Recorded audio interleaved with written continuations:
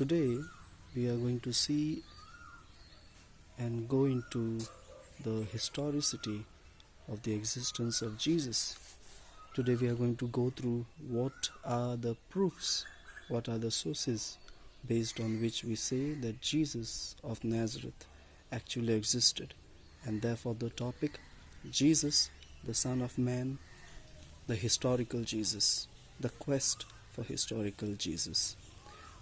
Before we go ahead, I would like to remind you that if you like this video, please like this video, share this video, and please subscribe to my channel so that you get updates, you get more videos once I upload them. Alright, the quest for historical Jesus began in the Enlightenment period because rationalism, skepticism, free thinking, secularism was taking birth in this period. And I don't have to go into the details as to what the Enlightenment period is. You can go for yourself, Google it out and read about it. The first quest for the historical Jesus began with Hermann Samuel Reimarus. He was one of the pioneers, and he was then followed by G.E. Lessing. This was around the 18th century where they started doubting the historical existence of Jesus, because for them religion was a threat to the society. Religion was something that was suppressing the freedom to speak, the freedom to retaliate, the freedom to question, freedom of people to question their leaders, especially the religious leaders, because it was the church which was very, very powerful at that time. And since there were a lot of corruptions also going on, people were just fed up with religion and religious institutions, because of which even religious deities, God, came under question, and therefore Jesus also came under question in this period. But then came Albert Schweitzer, who criticized the methods that were used to find the historical Jesus, to construct the historical Jesus, and therefore this quest faded away. The second quest began in 1953, but it soon diminished in the 1970s because of the methods once again that were used were not sufficient enough, were not critical enough to evaluate and distinguish between the historical Jesus and the divine Jesus that was being worshipped by Christians. And the third quest for the historical Jesus began in the 1980s, and prominent thinkers and historians like James Charlesworth will be famous during this period, during this quest, who critically analyzed and questioned the sources and the historicity of Jesus. Now, what were the methods which they used? First of all, they used the textual, source and form criticism method. Now, shortly to explain, what does this mean? This means it is a form of criticism and evaluating the text that is available for us, which gives information about the person whom you are dealing with or whom you are doing research on. Now here what happens is you take the text and you try to find the literary pattern that is used, the literary genre that is used, then the period in which it was written, by whom it was written, and then compare it with the parallel secular history. Then the another method that is used and available at that time was the criteria for authenticity, that is questioning the authenticity of the first-hand sources which talk about a person. In the case of Jesus, it were the Gospels. The Gospels mainly speak only positive about Jesus, but are there any sources, writers from the very first century which may speak negatively about Jesus, which is also important, because a person can never be always a good man for everybody. A person's attributes are always relative. Some may like him, some may not like him. So are there any sources who do not like Jesus? Are there any persons in history, especially in the first century, because Jesus was a person supposedly of the first century? And then the final method, and which I, as a lover of history, would say is a very good method, and that is the critical historical research or historical criticism or historical critical method, or in just form you can say it higher criticism. Now, what is higher criticism? In higher criticism, what happens is you try to go at the background of the text, that is, for example, the creation story in the Bible. The higher criticism method will try to go back at the background of how this story of the creation came into existence. The people who wrote it, who are the ones who wrote it, what culture they were living on, what were the stories that were around them which were kept by other cultures, and whether they borrowed from other cultures to construct their own story. Also, when they mention certain events, for example, in my introduction I had said the example of city of Atlantis. The event first happened, and then it is divinized or attributed to a divine individual or person or a divine entity, and a claim is made that the divine entity is responsible for this particular phenomena or event. And this is the method that is used precisely, and it's a very, very critical method. So these are some of the methods. Of course, there are other methods also which are used, which I did not feel are needed to mention here. But there are many other methods, but these are the mostly used in historical researches, especially when it comes to religion.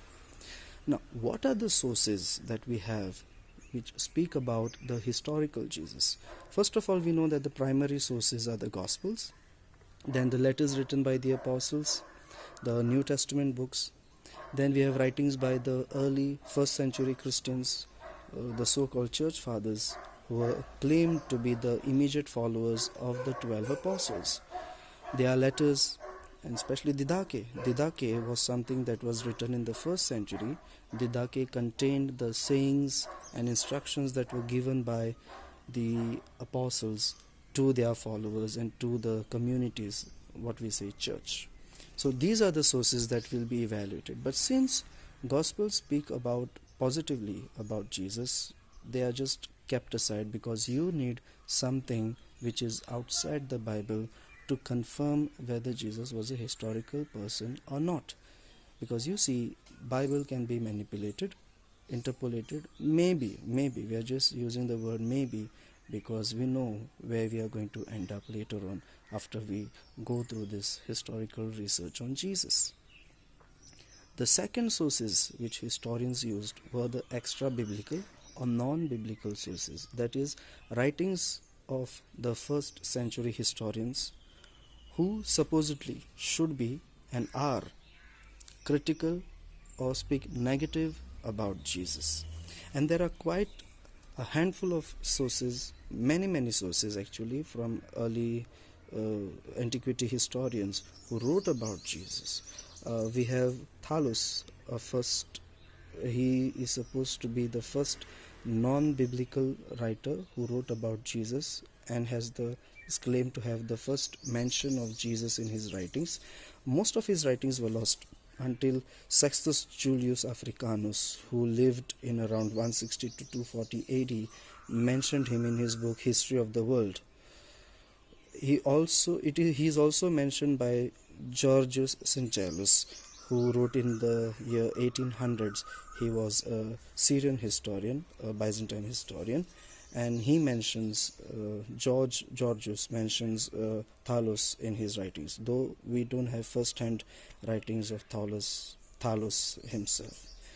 But the major mentions of Jesus come from the first century Jewish Roman historian Josephus Flavius. Josephus Flavius is very, very important for us to know the history of Roman Israel, or you can say the Jewish history under the Romans. Now, Josephus Flavius writes about the destruction of Jerusalem. He writes about the history of whole of Judaism, of Israel from ancient times. There are 2 books written by Josephus Flavius. Josephus Flavius mentions Jesus in 2 books in his Antiquities of the Jews, in book 15 and book 20. Book 18 and book 20. What he mentions in book 18 is about Jesus of Nazareth, who did wonderful things and miraculous things, who preached goodness, but the elders, Jewish elders, killed him, and he uses the word, indeed he was the Christ. Now, many historians say that if Josephus had written this, he wouldn't speak positively about Jesus, and therefore they tried to discard him. But some others tried to accept it, because as the Gospels claim that Jesus had performed miracles and he was famous for that. But going on a rational side, let us try to keep it aside. Let us be rational for the moment. In his book 20, chapter 9, verse 1, he mentions Jesus again as the brother of James, who was executed. Now, he mentions Jesus here as Jesus, who was called Christ, and whose name was James, that is the brother of Jesus. Now, this particular verse is very, very strong, very positive and heavy to provide evidence for the historical Jesus, and therefore many historians, antiquity historians, accept it as reliable. The other person who gives us first-hand information is Tacitus, another first century Roman historian, who refers to Jesus as Christus, who was executed by Pontius Pilate, who was the governor of Judea at that time. And this goes in line with the gospel claims. Now, Tacitus mentions this in his books Annals, book 15, chapter 44. Then we also have the Jewish Talmud. Now, Jewish Talmud is a Jewish text. A lot of texts are there which contain a lot of laws and rituals and all for the Jews, how to go about this and that. It also contains a history of the Jews, in which the Talmud mentions not clearly Jesus of Nazareth or any Christ, but it uses the word Christ, talks about virgin birth, also talks about miracles as sorceries. But then historians differ on this point, saying that whether Talmud is actually referring to Jesus of Nazareth, or is it referring to a Roman god. The other source that we have is Marabas Serapion. He was a Syriac Stoic philosopher in the first century, and while he was in the prison, he writes a letter and he mentions Jesus as a wise king who taught good things to the Jews, but the Jews killed him. And through his death, he stood up for his convictions, and he says that he is a great role model. Now, he is the only non-biblical source which talks positively about Jesus. Otherwise, the non-biblical sources that we have mostly talks negatively about Jesus. We have other Roman historians like Suetonius. Now, Suetonius also was a first century Roman historian, and he also talks negatively about Christians, and he's under Nero. And he says that Christians are instigated by this Christus, which is implied at that time refers to Jesus of Nazareth, who was executed, crucified under Pontius Pilate, because Jesus Christ, the word Christ, was very well known even in the Roman world, because they knew that this is the word that is used to describe Jesus, who was supposedly the founder of Christianity. Now, what had happened in the first century? We know that Emperor Nero had burnt the city of Rome, and then, since he came to know that people are suspecting that he is the one who is responsible for it, he tried to put the blame on the Christians, and therefore the Christian persecution under Nero began, and Christians were severely punished, severely tortured, very much persecuted. We also have another Roman historian, Pliny the Younger, who once again mentions Christus. And interestingly, Pliny also describes the various social patterns and behavioral patterns of early Christians, how they met in secret for prayers, the claims which they made about Jesus, that he is Son of God, that they eat the body and blood of Jesus, and he called it superstition, and thus that they deserve to be punished, deserve to be dead. And this is one of the evidences that is very, very important for us to see what was the social behavior, what was the behavior of Christians how they worshipped in the early centuries. Apart from these documented or textual sources, we have archaeological sources, which may not directly refer to Jesus, but it gives strong evidence about the persons, very important persons, which existed in the time of Jesus. Because when these historians, when these free thinkers began to question the historicity of Jesus, they also began to question the historicity of the various characters that are mentioned in the Gospels, beginning from Pontius Pilate. And therefore, the archaeologists were lucky enough to discover this something called Pilate stone at Caesarea Maritima. Now, this was an open-air auditorium that was built as a tribute by Pontius Pilate to Caesar Tiberius. The New York Times also came out with the article which mentions the discovery of a ring which bears the name of Pilate. Now, they say that it couldn't be the ring of Pilate himself, because Pilate wouldn't use so cheap material to make a ring for him, which was made with copper alloy. But it could be possible that some of the soldiers who were the personal guards of Pontius Pilate must be using this, because he was the governor, he was the prefect, and therefore he had to segregate those soldiers who were personally guarding him. And there's a possibility that these rings were used by soldiers who guarded Pontius Pilate. This article had come on 30th of November 2018. We also have proofs from the architectural constructions, various constructions done by King Herod the Great, who was the king of Judea or Israel or Galilee at that time when Jesus was born. He was the king of Israel at that time, and there are various architectural findings which historians have found, and they know that it was built by Herod because it has inscriptions of Herod's name.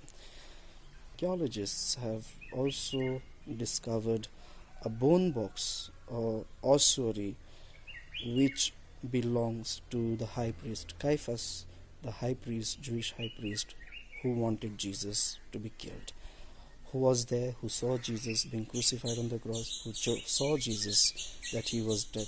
Interestingly, there were 2 nails which were found in this bone box, in this ossuary. Historians have various views on this as to why these nails could be there. You should watch the documentary by various channels like Discovery, by the Naked Archaeologist, which is a YouTube channel by a Jewish historian, which is also directed by James Cameron. James Cameron, all of us know, is the director of Titanic and Avatar. He is the one who has directed these documentaries, and if you go through these documentaries, there are various things which are mentioned.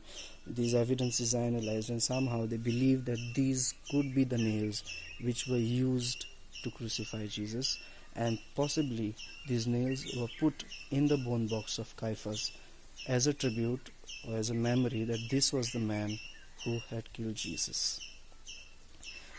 Considering all these evidences, my dear friends, most of the antiquity historians accept that Jesus of Nazareth was a historical figure. Whether he was a god, whether he did miracles, whether he rose from the dead, they don't want to give any opinion. There are many historians who were atheists once, and after doing a historical research on the life of Jesus, they started believing in him as God. There are those who still are atheists. There are those who still refuse to believe that he was a historical person, which is a very, very few in number. And even if they still say that Jesus was not a historical person, the other historians claim that there is no evidence to support this claim, and almost all the antiquity historians accept that Jesus of Nazareth was a real historical person. But whether they can construct a parallel life to that which is written in the Gospels seems to be a mere impossibility, because no historian at that time in the first century has ever written a detailed life story of Jesus like how we have in the Gospels, and therefore all that we know about Jesus till date can be read only through the Gospels. But what we can find out by all the textual sources that we have from the first century non-biblical sources and writers is that there was a person called Jesus of Nazareth who existed, who preached. So his baptism is a historical event because mentioned by Josephus Flavius. His preaching is very much historical because it is mentioned. Whether the miracles that are claimed really happened or not cannot be claimed by historians, but we will find out about it in our later videos, how we can say it actually happened. Then what they say is the crucifixion of Jesus is a historical event. There is ample evidence to prove that, and therefore it is for sure that Jesus of Nazareth was crucified under Pontius Pilate. And this Jesus of Nazareth is the same person who was being claimed to be Christ or the Messiah which the Jews expected. This was the claim which the apostles preached right from the beginning. And the another claim of Christians seems to be historical right from the first century, that is the resurrection. The claim of the resurrection, the claim that Jesus is the Son of God, is not a claim that was invented later on. It is a claim that has been there right from the beginning of Christianity. Since we have seen the evidences which prove the historicity of Jesus of Nazareth, I tried to make it short. Still the video is gone long and maybe I have rushed. Please put your earphones and try to go through it once again. Maybe I rushed too much. I'll try to be slower in the next video. But you see, when you are speaking on a topic which is very, very much interesting to you, you tend to get very energetic. I'll try to make myself less energetic next time. I'll try to make myself sweat less next time, and we'll try to come up with more interesting things. Next time we are going to see about Jesus, the Son of God. On what basis, on what historical basis, on what rational arguments can we say that Jesus is the Son of God? Till then, God bless you. Please like my videos, please comment, please send me emails if you have any other opinions, if you have any more information, if you want to correct something, if you want to ask something, please do email, please do comment. Thanks a lot. Please like my videos and please subscribe to my channel. Thank you.